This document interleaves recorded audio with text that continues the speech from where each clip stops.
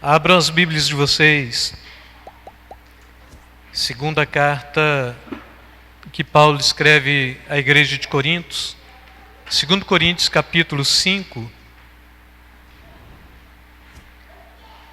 versículos 11 a seguir. E a minha Bíblia tem como tema o mistério da reconciliação. Amém? 2 Coríntios capítulo 5, a segunda epístola de Paulo aos Coríntios. Aos Coríntios, capítulo 5, versículo 11 a seguir.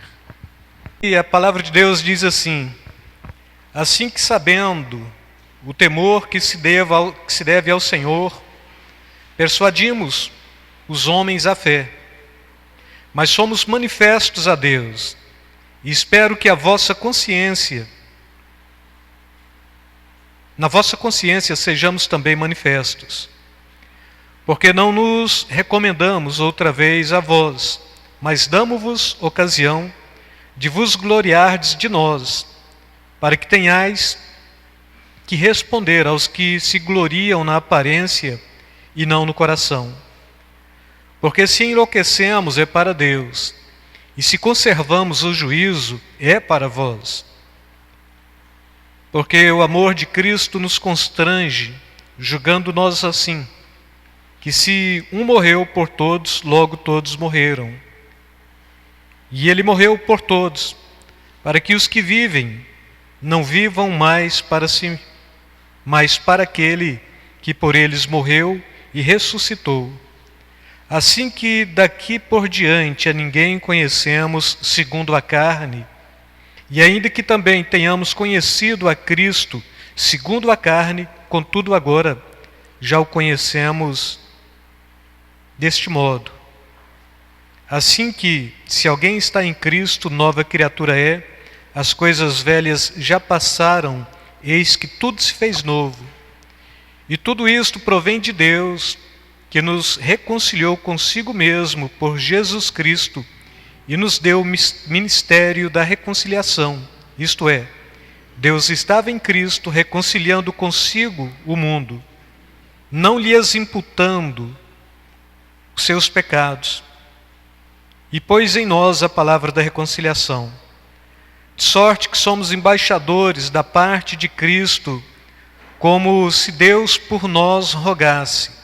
Rogamo-vos, pois, da parte de Cristo, que vos reconcilieis com Deus. Aquele que não reconheceu o pecado, que não conheceu o pecado, o fez pecado por nós, para que nele fôssemos feito justiça de Deus. Amém? Podem sentar, amados.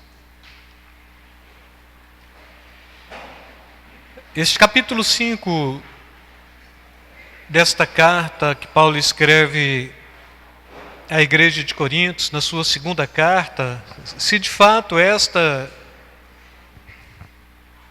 é a terceira carta, não a segunda ela é extraviada, mas o interessante é que se você cai em 2 Coríntios capítulo 5, do versículos 1 até o versículo 10, e se depois você volta para Romanos capítulo 8, e lê o capítulo 8, a gente vai pegar algo, parece que Paulo ele está trazendo a mesma abordagem que trouxe a igreja de Romanos para a igreja de Coríntios, do ponto de vista que tem clamores.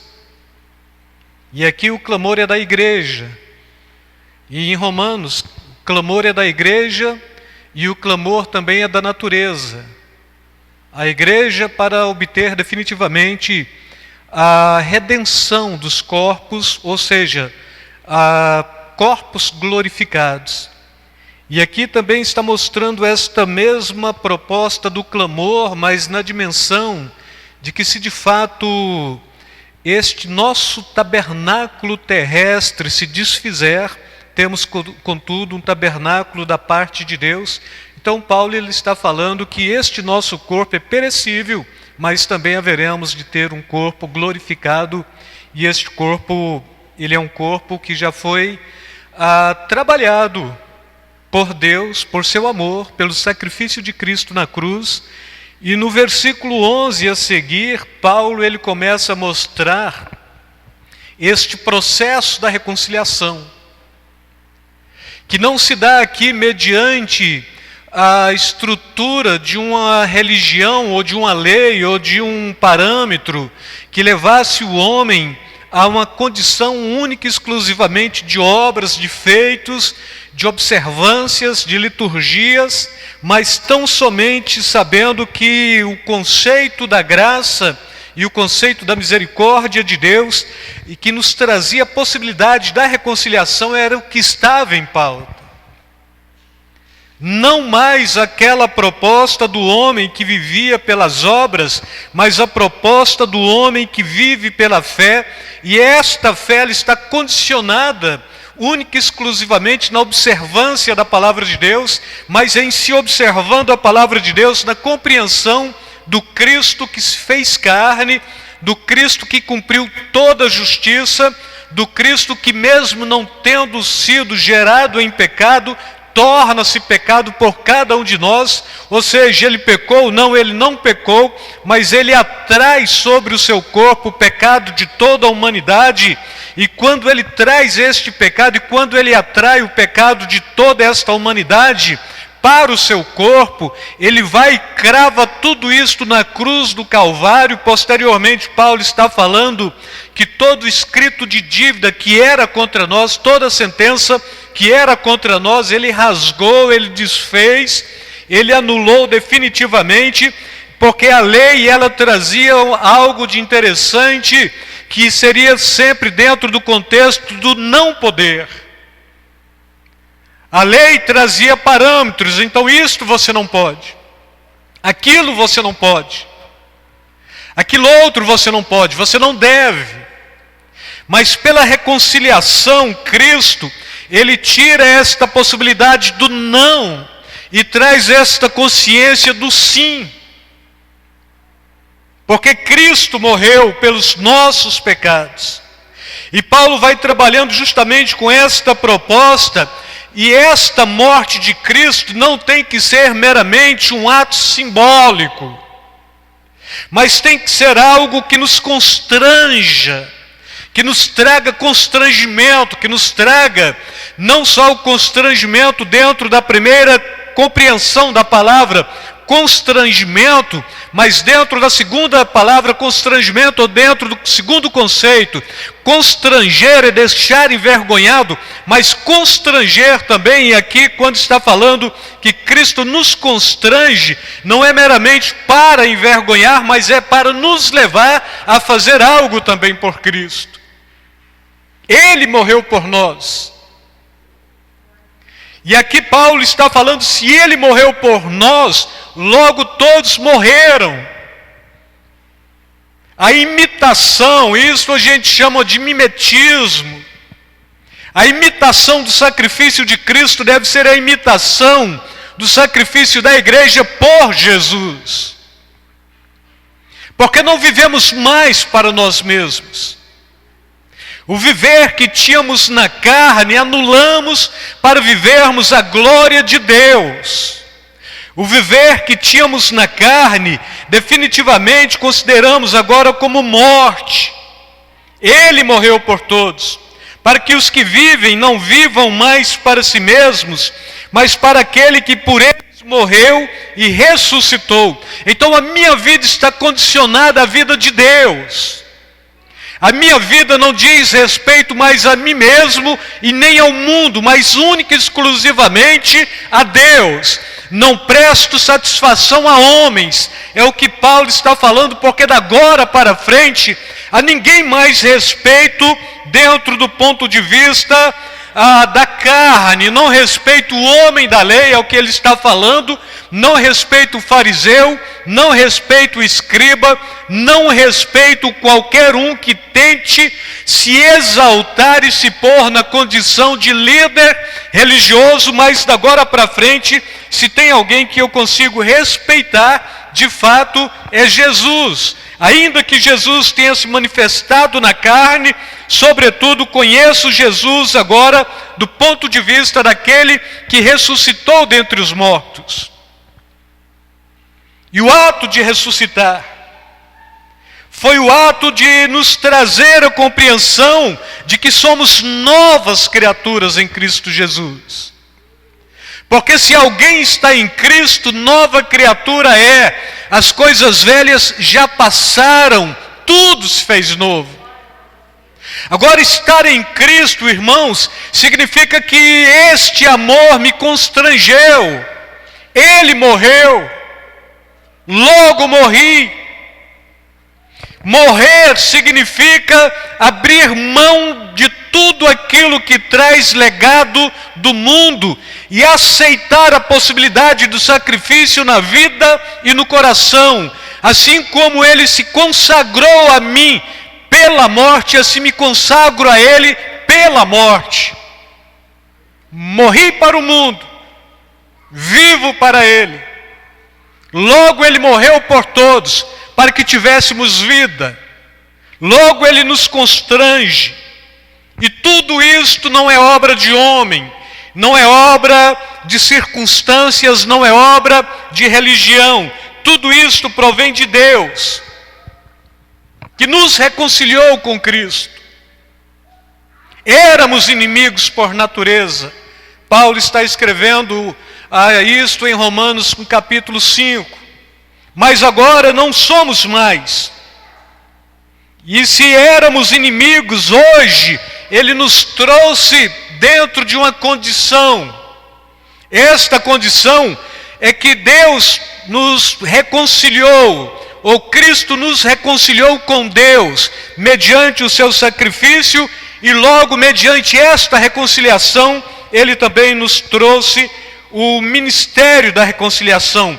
Tudo provém de Deus, que nos reconciliou consigo mesmo por Jesus Cristo e nos deu o ministério da reconciliação. Então cabe a cada crente compreender que está em si a capacidade de reconciliar-se com Deus e reconciliar pessoas com Deus. Todos nós temos que ter esta abordagem. Se fui reconciliado, logo tenho em mim o ministério da reconciliação, logo posso levar esta mensagem a outro, logo posso proclamar o amor de Deus, logo posso também tirar aqueles que estavam mortos nos seus delitos, nos seus pecados, nas suas transgressões, nas suas iniquidades, na sua falta de conhecimento de Deus, e trazê-los à vida e constrangê-los pelo amor de Deus. A igreja pensa em muitas coisas, mas não pensa no óbvio, no central, no objetivo. A igreja só é igreja mediante o sacrifício da cruz. A igreja só é igreja mediante a ressurreição do Filho de Deus. A igreja só é igreja porque o próprio Jesus vaticinou: sobre esta rocha edificarei a minha igreja, e as portas do inferno não prevalecerão contra ela. A igreja só é igreja porque tem povos, línguas, tribos e nações que foram reconciliados, que trouxeram em si a compreensão de que são novas criaturas em Cristo Jesus. A igreja só é igreja porque não faz acepção de pessoas. Não tem rico, não tem pobre, não tem livre, não tem escravo, não tem negro, não tem branco, não tem intelectual, não tem aquele que é indouto ou aquele que não tem cultura nenhuma, mas todos somos um em Cristo Jesus. O ministério da reconciliação, Cristo reconciliando o mundo consigo mesmo, ou Deus reconciliando o mundo consigo mesmo em Jesus Cristo, para a salvação, mediante aqueles que viessem a crer, e este povo que foram reconciliados, trazendo em si o ministério da reconciliação, para levar esta mensagem de vida eterna, esta mensagem de salvação, esta mensagem do Cristo que se fez homem, para se tornar igual a nós, para que posteriormente pudéssemos nos tornar igual a Ele, glorificado nos céus, na consciência do homem perfeito, do homem glorificado. E quando falamos de aguardar, de esperar, de gemer, de almejar, deixar este tabernáculo terrestre, irmãos, este corpo humano, este corpo do sofrimento, este corpo da enfermidade, este corpo que deteriora à medida que o tempo passa, este corpo que te faz ter fases de vida. Quando então ele está falando, ainda que este corpo humano, este tabernáculo terrestre venha se deteriorar, sobretudo nós temos um tabernáculo celeste da parte de Deus. A igreja só é a igreja quando ela milita para alcançar a redenção de seus corpos, para alcançar a vida eterna em Cristo Jesus. A igreja só é a igreja quando ela não só almeja, não só tem esperança, mas quando ela proclama: Jesus vai voltar para redimir o teu povo, Jesus há de voltar para pegar este povo que sofre, Jesus há de voltar para transformar este povo num povo que de fato agora alcançou a glorificação dos corpos, tem vida nova em Cristo Jesus, é para sempre, e aqueles que morreram em Cristo também serão ressuscitados primeiro. A igreja, quando tem esta fala, então ela está falando daquilo que é autêntico. A igreja, quando perde esta fala, ela está falando daquilo que é inautêntico. Não fomos chamados para termos conotações políticas. Não fomos chamados para termos conotações de prosperidade financeira. Não fomos chamados dentro da consciência de que se estou aqui logo, Deus é justo e Deus é fiel, então eu vou cobrar a fidelidade de Deus para que possa me servir. Não fomos chamados para isto. Mesmo porque Deus, Ele não é servo, e mesmo porque Deus não é fiel a homens, Ele é fiel à sua palavra. E a palavra de Deus chama-se Jesus em primeira análise. O verbo vivo que se fez carne, que habitou no meio de nós, que vimos a sua glória, que percebemos a manifestação do seu poder. O homem perfeito, o Deus perfeito, aquele que como homem, Ele tomou sobre si todas as minhas enfermidades, Isaías 53. Levou sobre si todas as minhas dores. Aquele que propõe repartir os despojos com os poderosos. E quando falando de poderosos, aqueles que foram redimidos, aqueles que foram resgatados, aqueles que compreenderam o ministério da reconciliação, aqueles que aceitaram a fé, aqueles que se tornaram novas criaturas em Cristo Jesus. Não estamos aqui para passar tempo. Não estamos aqui olhando para a ceia meramente como um símbolo da fé cristã. Mas estamos aqui na expectativa de percebermos se de fato temos em nós este ministério da reconciliação da parte de Deus, e se podemos levar em nós este ministério da reconciliação para reconciliar este mundo que perece também para com Deus. Anunciar e proclamar o Evangelho, esta é a missão da igreja, porque esta era a missão de Cristo, e Cristo propôs que Ele estaria voltando ao Pai, e aquilo que Ele fez faríamos maiores ainda, ou maiores obras ainda, porque o seu tempo foi de 3 anos de ministério, e qualquer novo convertido aqui já tem 3 anos de fé cristã. Então cabe a nós sermos embaixadores de Cristo. E o embaixador é aquele que representa uma pátria em outra nação. E nós estamos aqui representando a pátria de Deus. Nós não estamos aqui com morada definitiva. Porque uma embaixada, ela chega e ela sai, ela muda.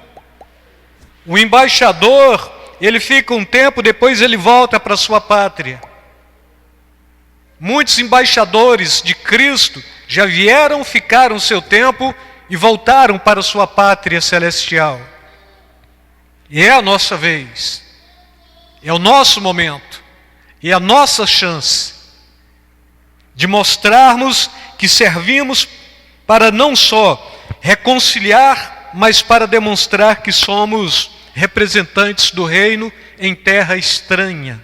Porque esta terra hoje, para o cristão, ela é estranha. É estranha hoje, foi estranha no passado e sempre será estranha. E se o homem começa a se relacionar com esta terra, não para falar e para representar o seu reino, para representar o seu país, para representar a sua nação que é espiritual, mas para se relacionar bem, ele perde o foco de ser alguém que de fato foi constituído como embaixador de Cristo para proclamar e para anunciar do reino de Deus, para proclamar que existe sim um país, que existe sim uma pátria, que existe sim uma nação, que existe sim uma possibilidade e que existe aqui não só para uma gleba, para um país, para um povo, mas para toda a humanidade, caso esta humanidade queira aceitar a fé e queira de fato compreender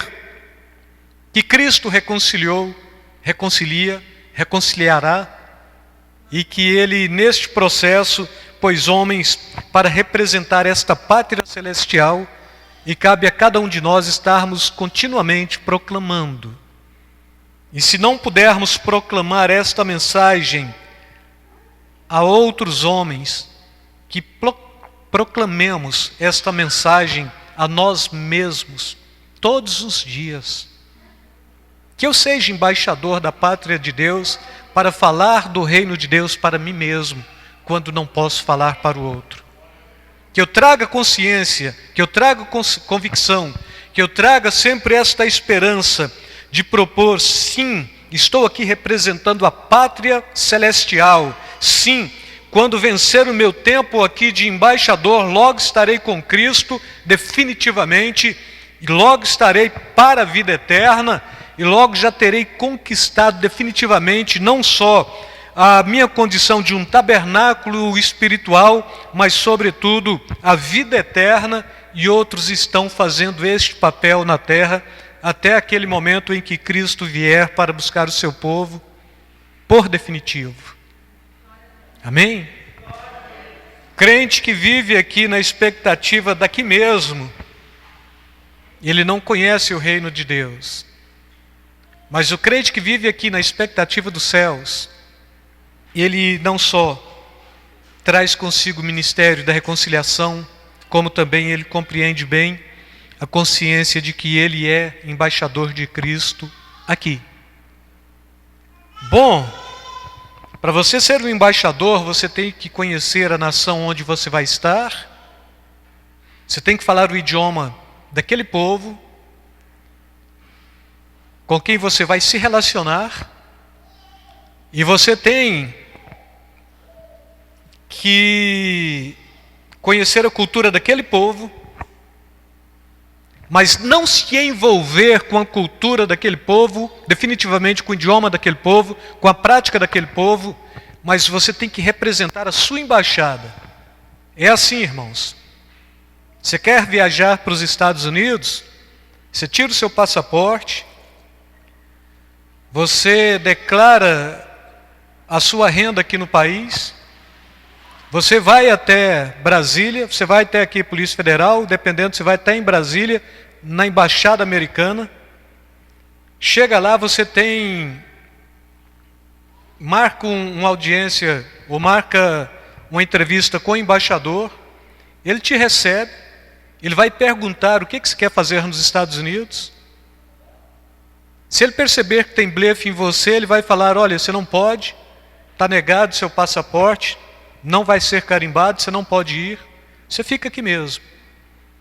Se você for convincente, se você demonstrar, olha, eu estou indo porque eu quero não só conhecer a nação americana, mas eu quero morar por lá, eu quero fazer um pós-doutorado lá, eu quero fazer uma pós-graduação, eu quero fazer um mestrado, eu tenho esta receita aqui, eu vivo disto aqui no Brasil, então eu ganho aqui este valor, isto aqui, se eu for para lá, ele vai ser transformado em dólar para eu viver lá, para eu contribuir lá também, para eu tributar por lá também. E quero ser relevante lá como sou relevante aqui na minha pátria, mas sei que se for para lá, posso fazer algo melhor para a nação americana, e que se porventura resolver voltar para a minha pátria, Brasil, vou voltar melhor para assistir este povo aqui. E se isso convencer o embaixador, então ele manda carimbar o seu passaporte, você marca a viagem, você vai embora. De outra forma, você tem que viajar até o México, pegar um coiote, para atravessar o rio para o outro lado, com o risco de tentar chegar do outro lado. Já a polícia americana e os próprios cidadãos americanos, dependendo da região, que se propõem como voluntários para fazer o policiamento da fronteira, eles vão te prender, pega ali, leva você, prende, vai ter um trâmite próximo de 3 meses que você vai ficar preso ali até ser deportado, e quando deportado para o Brasil, você foi ruim para lá, você vai voltar pior. E é mais ou menos assim também com o reino de Deus. Você tem de carimbar o seu passaporte. Não tem coiote para te atravessar. Você tem que ter convicção. Você tem que ter um objetivo, você tem que ter uma pauta, você tem que ter uma lógica. Não, eu vou para lá porque eu quero conquistar a vida. Não, não serve assim. Você tem que ter a vida conquistada aqui para ir para lá. É assim que acontece. Não, mas lá eu sei que tudo é o Eldorado, lá tudo vai dar certo. Logo eu chego clandestinamente, mas o presidente da República vai abrir exceção para que eu mesmo possa ser reconhecido como um imigrante legalizado. Não é assim, irmãos. Não funciona assim. Se tem embaixadas, as embaixadas estão para representar os seus países, e se nós somos embaixadores, nós estamos aqui para representar a nossa pátria. Jesus ele está falando o seguinte: ninguém pode falar do céu senão aquele que desceu do céu, ou que veio do céu. Ele está falando acerca de si mesmo. Mas quando ele anuncia do céu para o cristão, para o homem, e o homem aceita esta mensagem, o homem passa a ser conhecedor do céu, do reino de Deus, da vida eterna. Posteriormente, este homem pode falar: eu tenho legalidade para falar do céu, porque eu conheço o céu, eu aprendi acerca do céu, eu vim do céu. E você pode anunciar, e você pode proclamar, e você pode viver, e você pode difundir isto para o mundo. Você pode difundir isto na sua família. Você pode proclamar esta verdade para aquele parente seu, para aquele irmão seu, para aquele cônjuge seu, para aquele amigo seu, para aquele que de fato faz parte da sua vida. E quando Paulo fala da agora para diante, da agora para frente, ninguém reconheço segundo a carne, supostamente ele está sendo arrogante. Seria como qualquer cidadão brasileiro falar: olha, não reconheço o meu governador, não reconheço o meu prefeito, não reconheço o estado o deputado que representa, federal que representa o meu estado, não reconheço o deputado estadual, não reconheço o vereador, ninguém reconhece segundo a carne. Dá um aspecto de arrogância, mas aqui quando ele estava falando isso, ele estava descartando qualquer possibilidade do homem estar preso e estar totalmente fechado e totalmente circunstanciado dentro de uma proposta, porque então ele está falando que o único que ele reconhecia de fato e de verdade era Jesus, e assim também todo cristão, ele não reconhece ninguém segundo a carne para a vida eterna, mas ele conhece única e exclusivamente aquele que trouxe vida, aquele que trouxe a possibilidade de que eu pudesse ter reconciliação com o Pai, e que pudesse não só ter reconciliação, mas reconciliar outros, e posteriormente ter um papel de embaixador nesta pátria e falar: olha, você é deputado, mas eu sou cristão. Você cuida de negócios desta vida, eu cuido de negócios do reino de Deus. Quem barra o crente? Quem segura o crente? Qual crente foi impeachmentado por ser cristão? Você pode morrer, impeachmentado jamais. Mas aí Paulo está falando também que, olha, viver é Cristo, morrer é lucro. Porque você é embaixador dos céus. E se você morre, você volta para lá, acabou. Você não precisa ser eleito de 4 em 4 anos para servir a Jesus. Você foi comprado por bom preço. Você foi santificado, você foi redimido. O sangue de Jesus te lavou de todo o pecado. João está falando isto, e ele propõe: se confessarmos os nossos pecados, ele é fiel e justo para nos perdoar os pecados e nos purificar de toda injustiça.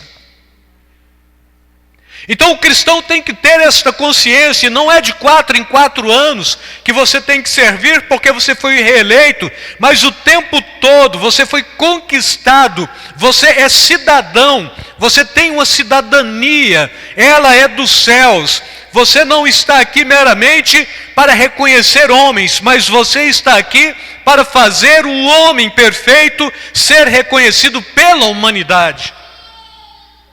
A pandemia está aí, porque não fizemos homens conhecerem a Deus. A corrupção no nosso segmento político está aí, porque como embaixadores também não fizemos com que estes homens corruptos conhecessem aquele a quem representamos, o homem perfeito. Pessoas estão perecendo todos os dias, indo a passos largos para o inferno.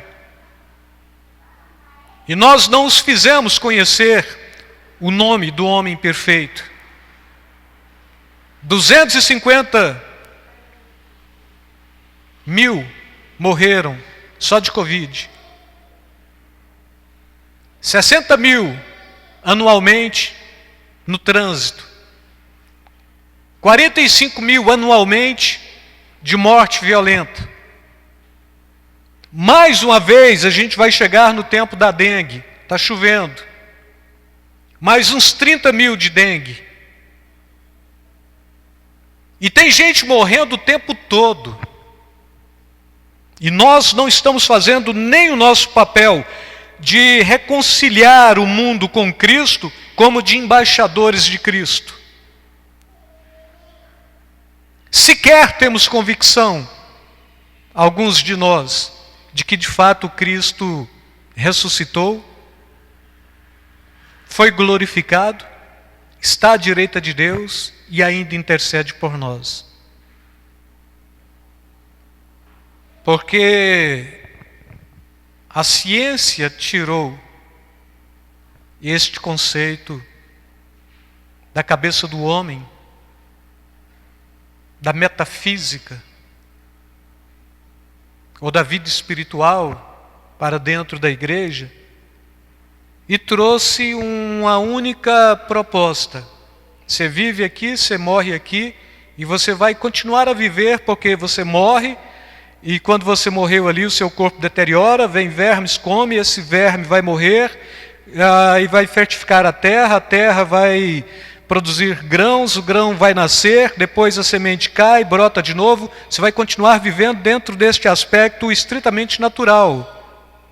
Esta é a consciência do homem que vive, porque ele era homem, morreu, fertilizou a terra, trouxe toda a possibilidade ali para que desse continuidade em muitas propostas.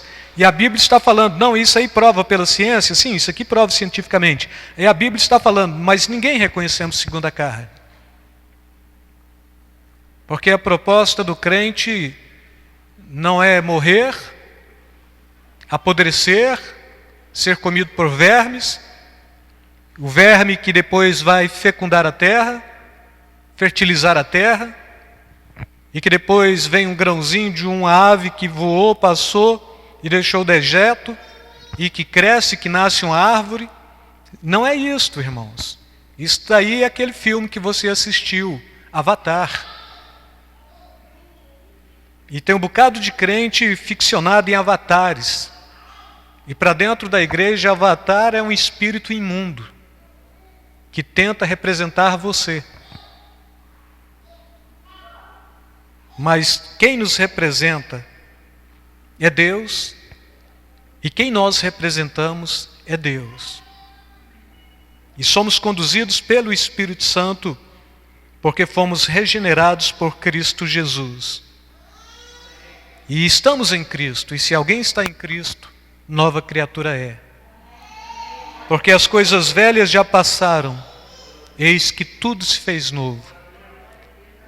E se nós somos novas criaturas, mais uma vez, que tenhamos novos hábitos.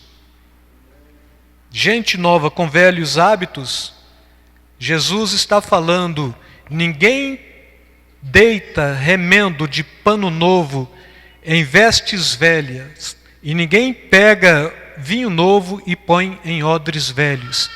Ele está matando a charada. Então, se você é crente, você é odre novo, você é pano novo, é tecido novo. Odre novo, vinho novo. Tecido novo, sequer precisa de remendo. Você está completo. Amém? E se de fato somos novas criaturas, traga isto à consciência daquilo que você está praticando, que já caducou, que já está fora de moda, não só para a igreja, não só para o reino, mas para o próprio mundo. E tente buscar as novidades do reino de Deus e vivê-la. E a ceia, ela serve para isto, para lembrar você. Ele morreu por você. Ele trouxe vida a você. Ele te trouxe esperança quando já não havia mais esperança.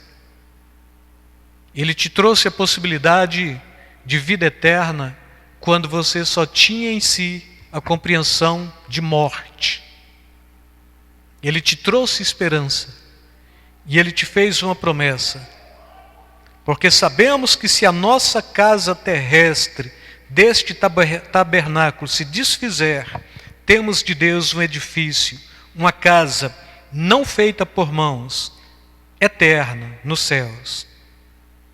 E por isso também gememos, desejando ser revestidos da nossa habitação que é do céu. Então a gente tem muito que ocupar a mente com a palavra de Deus e não com velhos hábitos. Palavra de Deus, palavra de vida.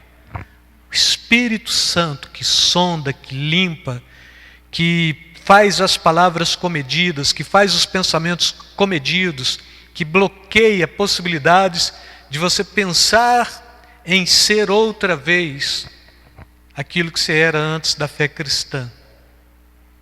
Amém? Quantos de vocês compreenderam o que eu falei nesta manhã? A função de vocês é reconciliarem pessoas, porque vocês têm o ministério da reconciliação. A função de vocês é representar a embaixada a qual vocês representam. A embaixada de Aparecida de Goiânia? Não tem embaixador aqui. A embaixada do reino de Deus. Represente bem